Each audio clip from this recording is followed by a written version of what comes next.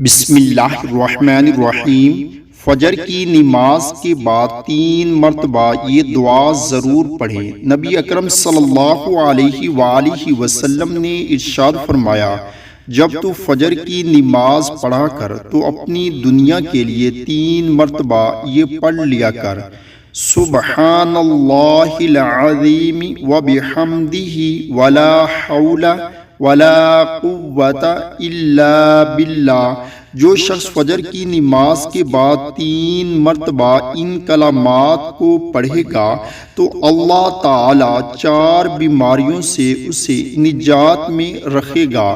4 بیماریاں ہیں: پاگل پن، کوڑ کی بیماری، اندھا پن اور فالج کی بیماری۔ ان کلمات کے پڑھنے سے 4 بیماریوں سے آپ محفوظ رہیں گے۔